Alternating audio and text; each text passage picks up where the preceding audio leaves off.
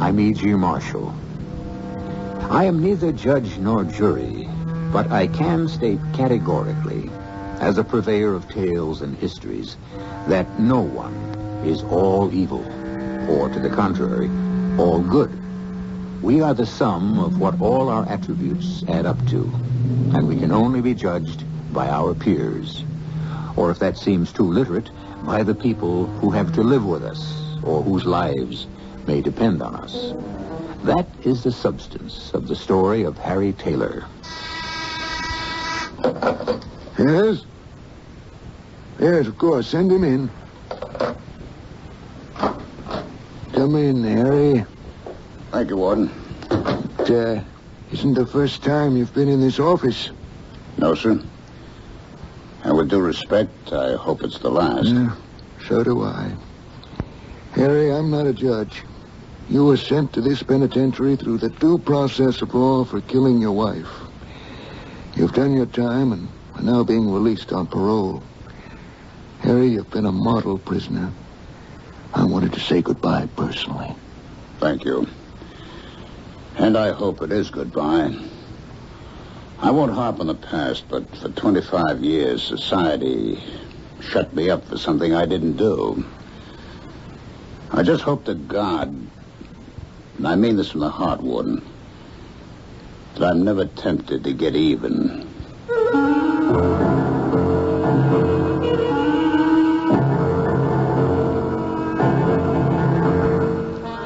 Our mystery drama, For Tomorrow We Die, was written especially for the Mystery Theater by Ian Martin and stars Beatrice Straight. One of us was unjustly accused and sentenced. Upon gaining freedom again, what would our state of mind be? Would we accept injustice as one accepts a major illness? Or in this case, since man was the villain, would we be inclined to think that we had a ticket to retaliation, a right to hit back at society? Was Harry Taylor unjustly accused and sentenced? And did he try to get even? Let's find out. Just the mail, Mom. I'll get it. Oh, fine, Pesh. And give Don a call. I'm just about ready to put on the eggs. I will. Donald Craig, now hear this. You get your rear out of a sling and get downstairs. This is the captain speaking. Repeat that. Your wife. Your slightest command is my wish. You want me as I am, all wet and dripping from the shower, or should I stop to put on at least a towel, Captain Sir Wife? I'll take you as you are, you gorgeous, able-bodied hunk. But give Mother a break and put something on. A fine way to talk. I gave up men with your father. Oh, I wouldn't want you to change your mind this late. I was just kidding. Oh, I know, honey. But while you're on the subject of kidding, don't be so smart. There's juice in this old prune yet. Why, Mom, you know that's kind of embarrassing. Well, so it evens us up. You've never liked your nickname, but you learned to live with it. Oh, well, come on. Precious? That's a name for this century? We shortened it to Pesh. You'd rather go with your grandmother's name, Gertrude? Oh, no. I'll take Pesh and climb out easy. Here's the mail. Oh, big thrill. Amanda's boutique has a sale. The Fortune supermarket is reducing all the stringy meat they couldn't sell last month. The oil company's sending a bill you wouldn't believe it. Wait a moment. I hit the jackpot. What? A real honest-to-God person letter. Oh, from who? The writing I don't recognize. A New York address. The Waldorf Plaza Towers. And... Well, what is it? I don't believe it. Well, I just don't believe it. Mom, don't believe what? Harry Taylor. Well, it couldn't be the same Harry Taylor, could it? I don't know, Mom. Who is Harry Taylor? Well, if I hadn't married your father, he could just as soon have been your father. What? Harry Taylor. Oh, all the years. You go get your husband out of the shower. I'll hold breakfast and and let me read this letter to myself.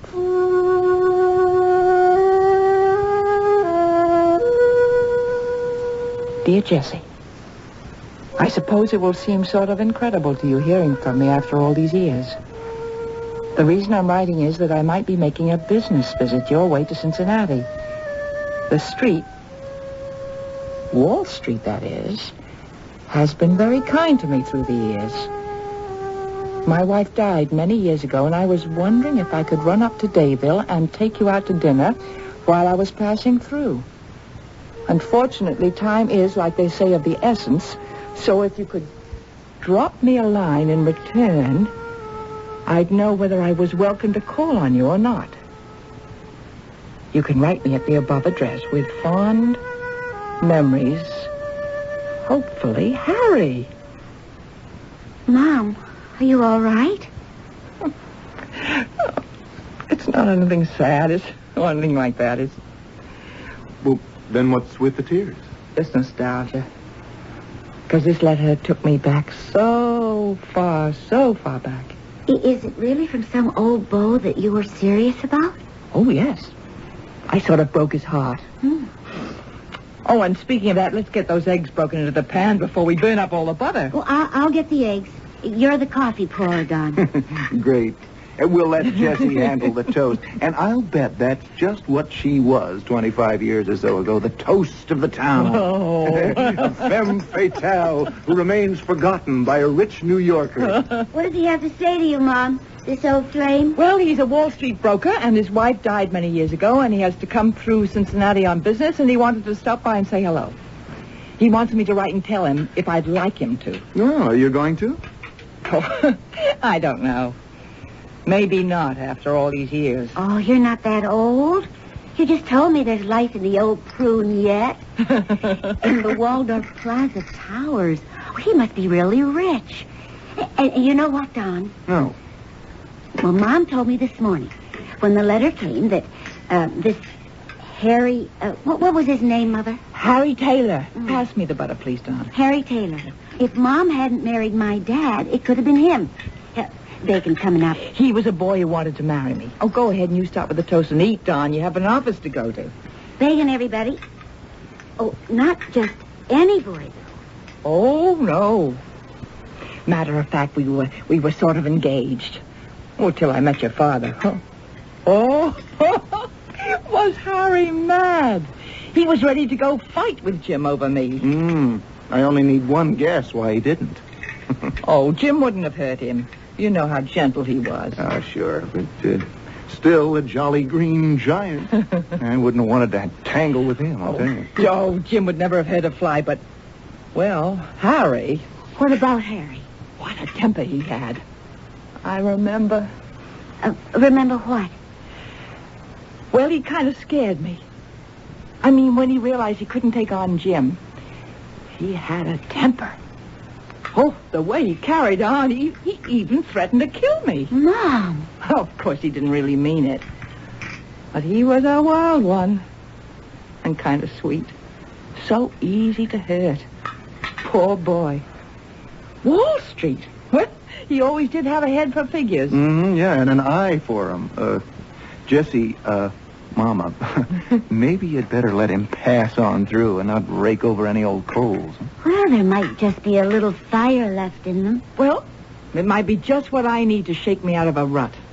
Well, you don't like it here with Don and me? Oh, of course I do, dear. I have plenty of money to go live by myself if I want to, and I did have an idea that I was going to be useful around here as a built-in babysitter. Well, sorry to disappoint you, Mom. You won't have to worry till things get a little more unscrambled here. Oh, which reminds me, I've got to scramble, too. I'm due at the store in 20 minutes. Well, now, my boss is out of town, so I can be a little late. I'll tell you, I'll circle around in the car and drop you off. Look, Mom, if you want to have your old love here, go ahead. I never said he was my old love. Well, I didn't mean it the way that sounded. I just meant your old high school sweetheart or whatever he was. Yeah, I'd like to get a look at the guy myself. What he could have that Big Jim didn't, I'd like to see. Why do you think I married Jim, you lunkhead? Just so you could have Precious here for me to marry. I told you if you ever called me that name, I'd leave you. Okay, Gertrude. Bye, Mom. Oh, you crumb. Bye, Mom. Just call me by my own name. Oh, yes, Pesh. Sounds like a breakfast cereal. But it's good for you. Do I really want to see him again? I've lived my life, and it's stopped with Jim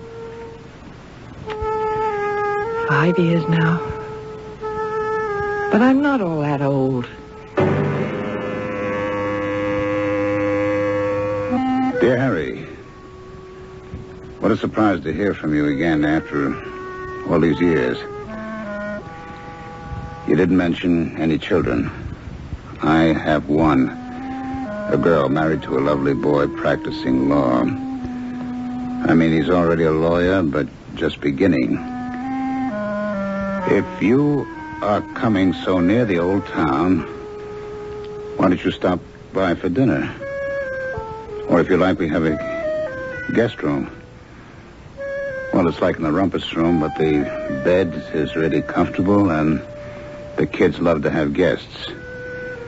Please consider yourself one, and this is an invitation. Let me know. I'd love to see you again and renew old acquaintance for old Lang Syne Jesse. For old Lang Syne. Yeah.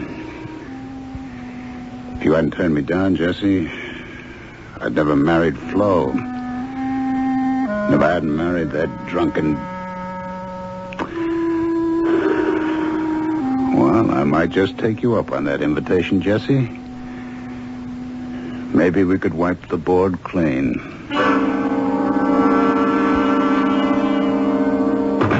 Hi, Jess. Where's my frau? In the kitchen. Oh, boy. Long day. How was yours? How different can they be, Don? Tuesdays and Thursdays, the hospital service. Friday, bingo. Sunday after service, the women's auxiliary group, coffee and cookies, courtesy of the membership. The other days passed by without much interruption. Except... Yes? That Harry Taylor. You know, my old boyfriend. Oh, yeah. I wrote him and said I'd be glad to see him, and I even said he could stay overnight in the rumpus room if he needed a place. I hope you don't mind. Don't mind? Why would I mind, Jess? This is your house. Oh, don't be silly. Sure, it's in my name because that's the way Jim left it, but you know everything I've got is yours and precious. I'm just living out my 70 and trying to keep out of your way. Hey, that you, muscle man? Here I come, isolating my stomach muscles. Well, you better start isolating them. You're getting a touch flabby. Don't feed me so good. Hey, I hear we may have a visitor. Who? Your mom's old boyfriend. Well, why not? Do you mind? Oh, not me. I just wonder what kind of old fogey he is. Well, whatever he is, how much can he mean in our lives? If Mom wants a nice sentimental moment of nostalgia... She is entitled. I just hope he won't be a bomb. Please define that. I mean a splat. Yeah, a nothing. A big bore. What did you have in mind? Well, I don't know. Maybe I'm just a female animal with funny vibes. I just have a silly hunch it would have been better if he'd never raised his head out of the past. But, like you say, it's Mom's house, and she's entitled to her own guests, no matter how far they climb out of the past. Oh, I just hope he won't be a specter at the feast.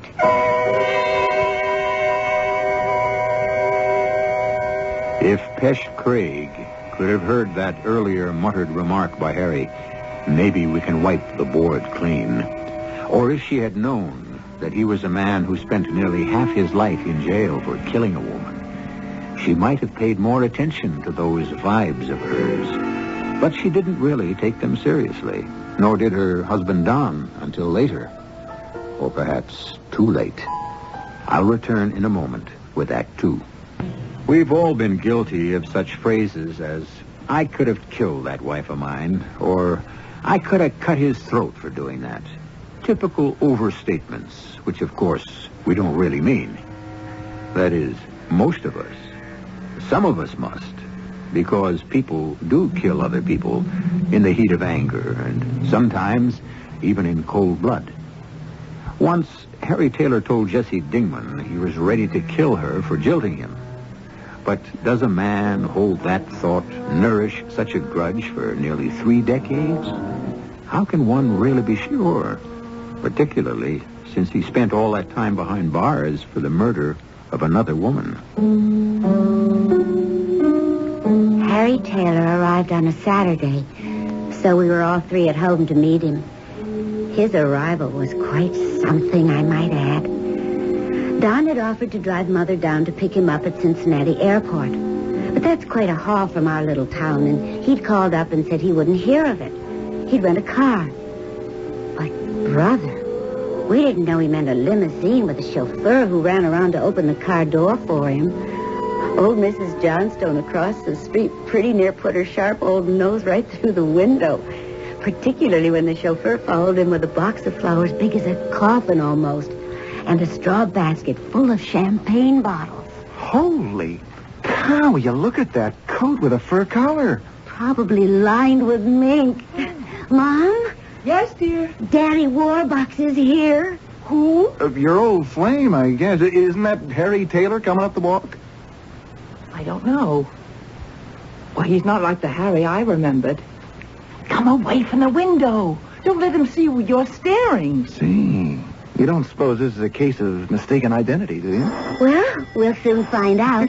You want me to open the door, Mom? No. Let me. Hello, Jessie. Harry, it is you. I guess I didn't age as well as you. I'd have known you anywheres. It wasn't that. It's just that you were always in jeans and a windbreaker, and I never saw you in a hat. I'm sorry. Come in. Come in, Harry. It's good to see you. I've been looking forward to this for a long time, Jessie. Just kind of took me a while to make up my mind. Well, I'm glad you did. Oh, won't you ask your friend in? Oh, that's my chauffeur. Hey, Brody, I'll take the flowers. Jessie, would you show Brody where the kitchen is? I guess that champagne ought to go in the icebox or something. Champagne? Well, sure. You know, like the old song or whatever. Eat, drink, and be merry. For tomorrow we die. Kind of by reflex action, my mind completed the old quotation as Jess brought Harry Taylor in to meet us, while Pesh took the chauffeur out to the kitchen to put the champagne away. And just for a moment, while we were being introduced, looking at the guy, I got some strange vibes myself. I mean, it was his skin tone. He looked sort of dead white, like you think of a corpse. But there was nothing dead about his handshake. That was firm. Matter of fact, since I wasn't expecting it, he almost cracked my knuckles. I'm pleased to meet you, son. You sure got good taste in mother-in-laws.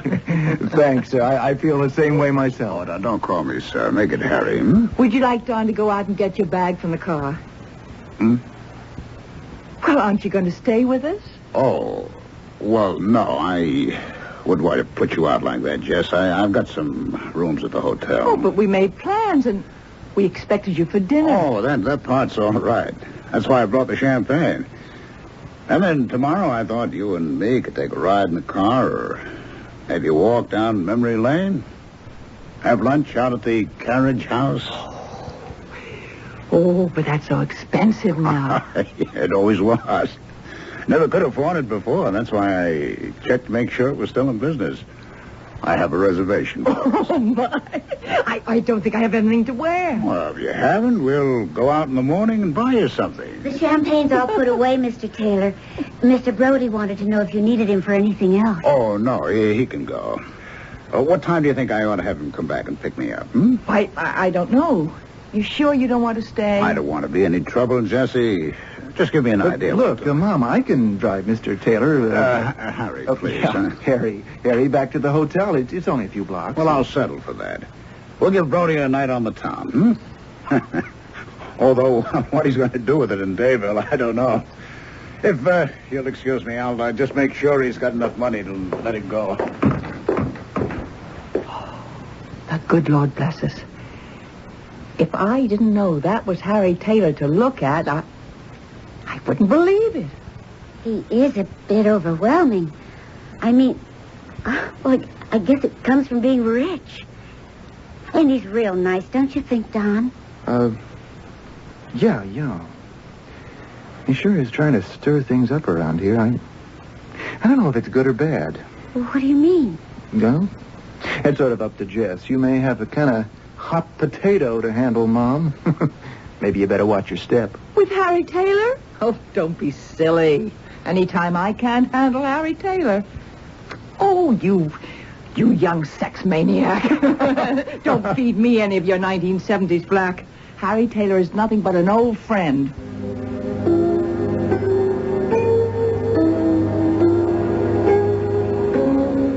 It was a lovely evening. I cooked the dinner, but Dawn and Pesh served it. And by the time dessert came along, lemon meringue pie that I remember was Harry's favorite. It was almost like Jim was alive again. The room was full of fun and love. Oh, that pie, Jess. Just like old times. Say, what firm are you with, Mr. Harry? Firm? Yeah, aren't you a broker? I mean, on Wall Street? Oh, I was, but I sold out. Kind of a bad time. Well, not if you know the tricks of the trade. Yeah. Yeah, I guess you were smart enough to anticipate the bull market and sell short. Yeah, that's the notion, but, if you don't mind, I don't want to talk business. I've got to admit I'm a little tired after the trip from New York. I think maybe I should get back to the hotel early and plan to be rested for a big day tomorrow. I thought maybe after I take your mother to lunch, you could all be my guests at the hotel for dinner. Oh, I don't see why we should butt in. Oh, it might be nice for you to have a night out, Pesh. They do have dancing. Oh, well, yes, that would be nice if we don't make it too late.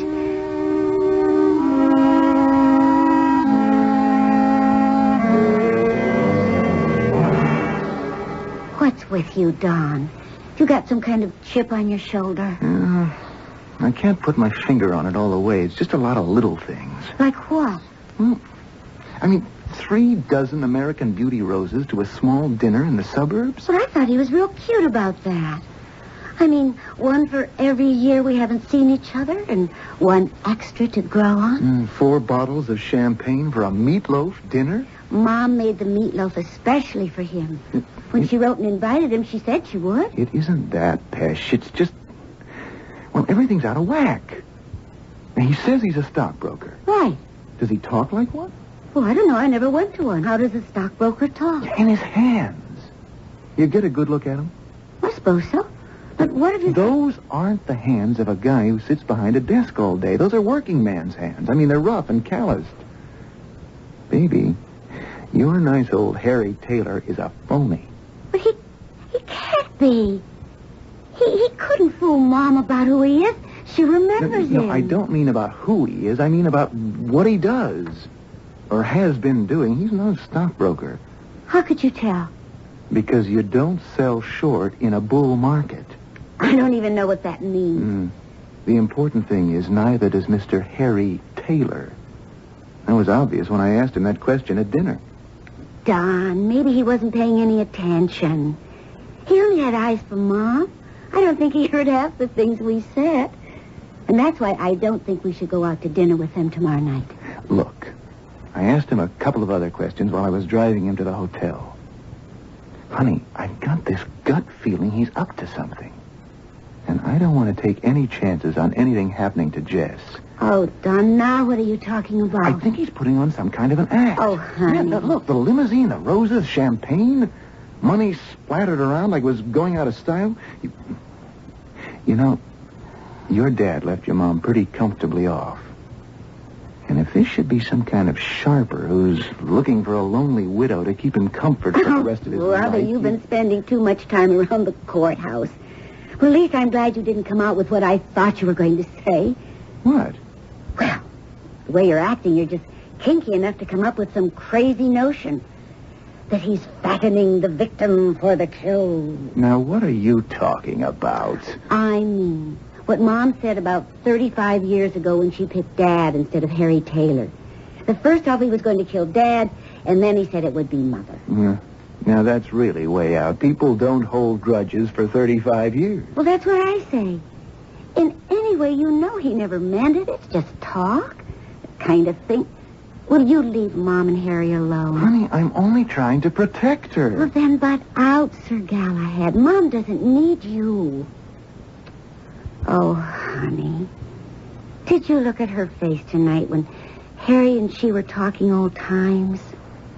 Oh, it was lit up like with 100 candles.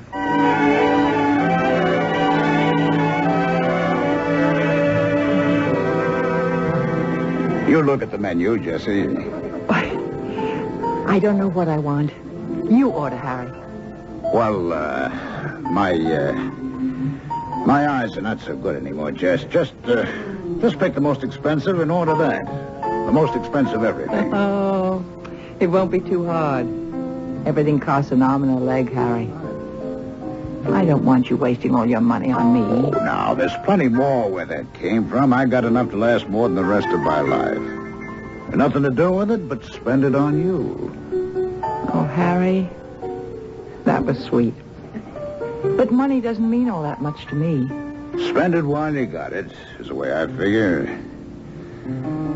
You ain't gonna have a chance to all that long, Jesse. I guess you got to leave pretty soon, Well, kind of depends on the way things work out. Come on, let's order that lunch. Like I keep saying, eat, drink, and be merry. Because tomorrow you could die.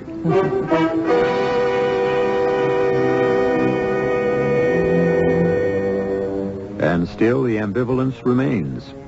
Is Harry Taylor the friendly man he seems to be, renewing a fond and old acquaintance?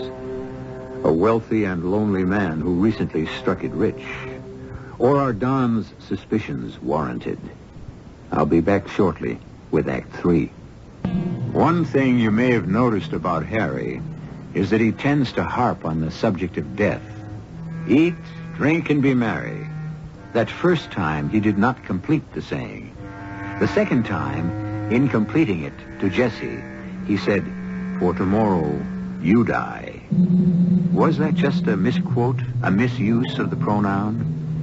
A few nights later, Harry is bringing her back from the local movie in his limousine. I'm sorry you have to go back to New York, Harry. In more ways than one. Like how? Well, I've been wined and dined and entertained and fussed over and spoiled, I guess, more than in my whole life. But it isn't the money. It's been good to see you again. I'm glad you had business out this way. Sort of unfinished business. I could maybe stay a little longer. Oh, but I wouldn't want to put you out. I'll miss you, of course, but... You really mean that?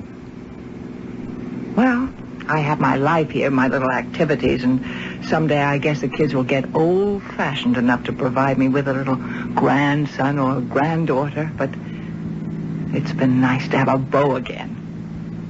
I do get lonely. All of us do at our age, I guess.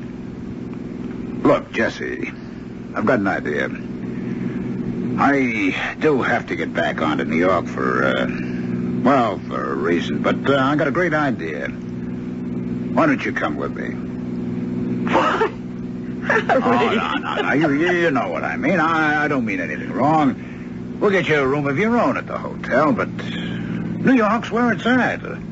I mean, we've done Dayville. I took you near everywhere in Cincinnati.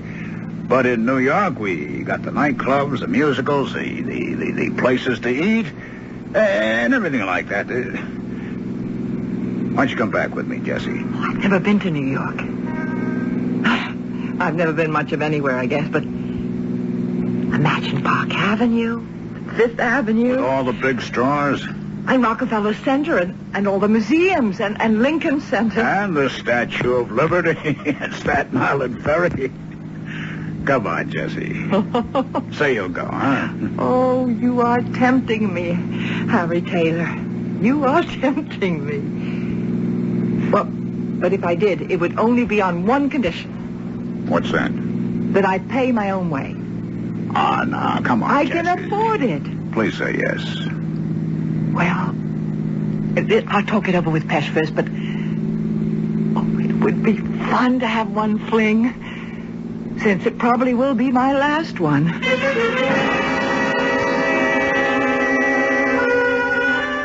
I think it's crazy.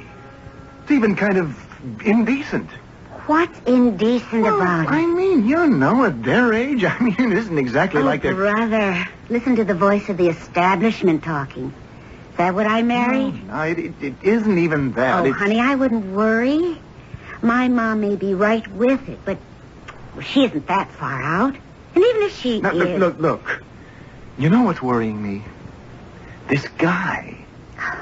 I'd like to check him out first. How?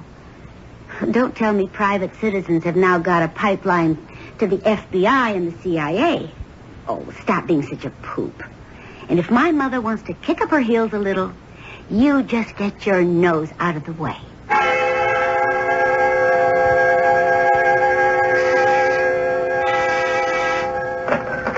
Yes, Miss Bunning. Fine, I'll take it right now. Hello, Waldorf Plaza Towers? This is Mr. Don Craig. I'm a lawyer calling from Dayville, Ohio. What? No, I don't want a reservation. I wanted to talk to one of your permanent guests, Mr. Harry Taylor. Beg pardon? Oh, I see. Well, he might possibly have checked out about a week ago. Would it be possible... Yes, I understand. But, as I said, I'm a lawyer. This is a rather important pending case. Wouldn't want to have to drag the Towers into it. Of course. Yes, I'll be at this number all day. Please call me at the first opportunity.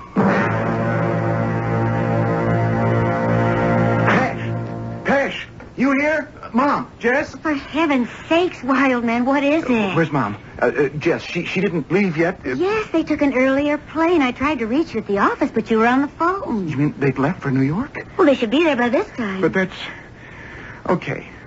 Okay, Miss Wise What Guy. is it? Now, let me tell you something. I got a complete checkout from the Waldorf Plaza Towers, and nobody named Harry Taylor ever lived there. Oh, no. Well, there must be some mistake. Not the way I see it. Pesh, I'm scared. Look, was Harry here before they left? Yes, he brought some champagne, and we all had a glass, and wished you were here. Yeah.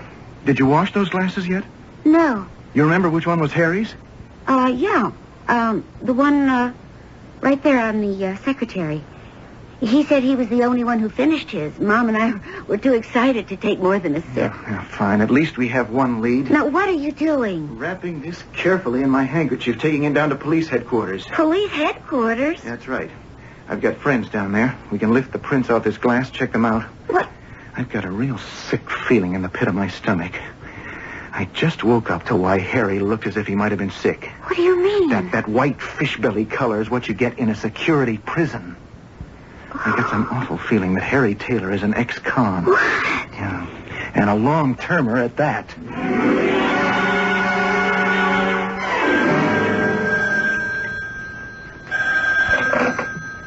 Don Craig here. Mr. Craig, this is Pete Lasher down at headquarters. Oh, hi, Lieutenant. Good to hear from you. Sorry it took a little time to get back to you. Uh-huh. You find anything? Yeah. We got a make for you on those prints you handed us. Right out of central file. Harold Alpha Leslie Taylor. Booked for murder of his wife, April 45. Tried and sentenced for first-degree murder of his wife, Florence Taylor, née Hayward.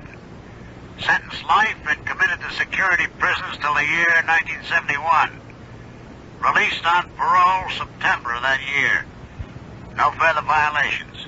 Good Lord. How did he murder her? Drowned her in the bathtub. And the motive? According to the transcript, for her money. The dame was loaded. Of course, he never got any of it. That's all I got. Any help to you? Yeah, thanks, Pete. I don't know how much help it is, but it sure lights a fire under my tail. I'm leaving for New York on the next plane. Oh, yes. You're the one who called me from some little town in Ohio. Yeah, that's right. Now I'm following up in person. Are you sure you never had a Harry L. Taylor registered here in your tower apartments? Good grief. We've been through all of that. Or anywhere in the hotel? No. Or a Mrs. Jessie Lipscomb? Really, Mr. Craig, you're causing a disturbance, and we just don't tolerate that at the Waldorf. Any trouble, Miss Scrambling? Well, this man is rather abusive. I have told him we have no record of a Harry L. Taylor at this hotel. Guest? Well, of course. No, wait a minute. I took it for granted he must be, but you... look, I'm a county assistant DA from Ohio, officer. Do you have any knowledge of a Harry L. Taylor that's connected with this hotel? Let me see your ID. Yeah, here. Okay. Yeah. Harry the horse. The what? Let's go over in the corner, Mr. Mr. Drake. Now, this is important. Yeah, okay. Well, I'll tell you what I know. He was an ex-con. Quiet fella. Never bothered anybody. Night porter on the 60th Street side. All he cared about was keeping his nose clean and handicapping the ponies. He's still here? No. You wouldn't believe it, but about 3 weeks ago, he hit the biggest super exacta since the OTB began. He was up to his ears in dough. Well, he treated everybody around here, and then he took off. I ain't seen him since. So, that's where the money came from. You wouldn't know where he lived, would you? No, wait a minute. That night he was buying everybody drinks. He gave me his address.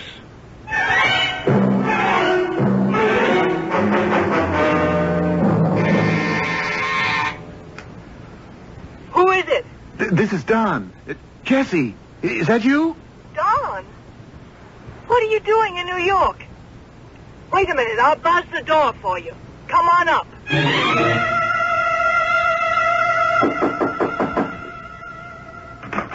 Jessie, are you all... Just come in quietly. Oh, you don't know what Pesh and me have been through. It works at both ends. Just relax. There's nothing wrong. The doctor's with Harry. Doctor? Come in the living room with me a moment, and I'll try to explain.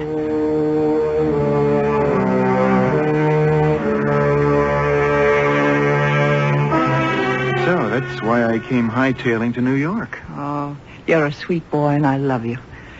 But just let me tell you, it's all right, everything you learned. And I can't prove anything except I believe what Harry finally told me.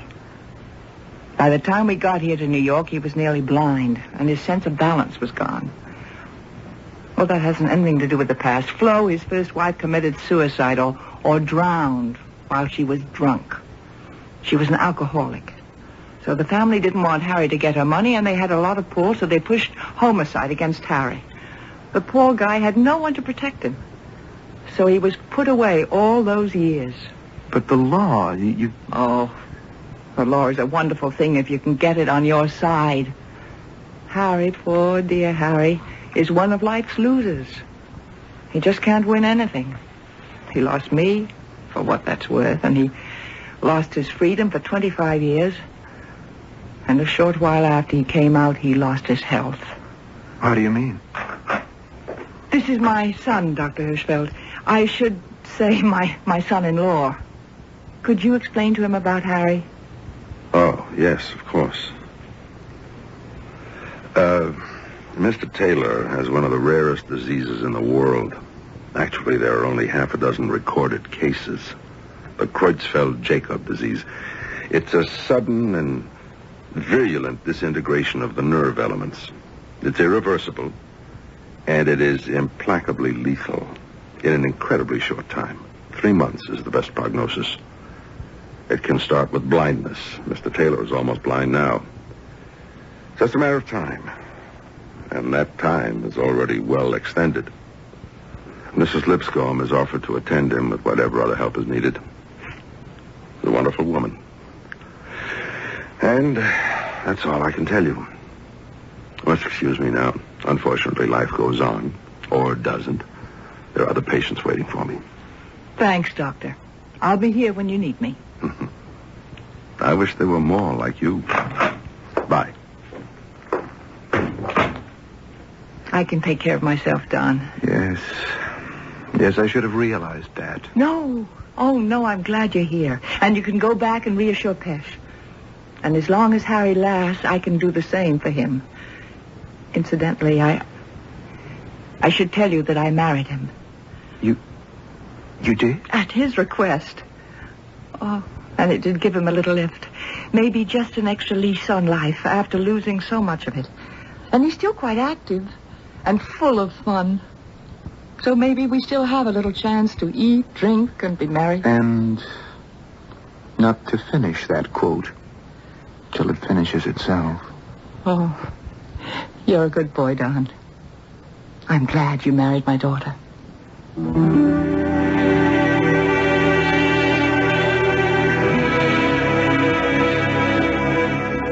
As it happened, Harry lived quite a bit longer than expected. And Pesh, joining them in New York, was able to appreciate not only the excitement of the big city, but the gentle appreciation of a new father. Harry died quietly in his sleep, not troubling anyone. But at the last, his life was not in vain, because he borrowed his own immortality in the memory of 3 people who loved him. Jessie, Pesh, and in the end, the doubting Thomas, Don. I'll be back shortly. There isn't much to say about a story like this, except whatever doubts we may have about human nature are fortunately balanced, at times even to our shame, by its resilience and its essential morality. If you don't believe such a statement, heaven help you. And if you do, then there is no question that he will. Our cast included Beatrice Straight, Ralph Bell, Evie Juster, Russell Horton, and Nat Polan. The entire production was under the direction of Himan Brown. This is E.G. Marshall inviting you to return to our Mystery Theater for another adventure in the macabre. Until next time, pleasant dreams.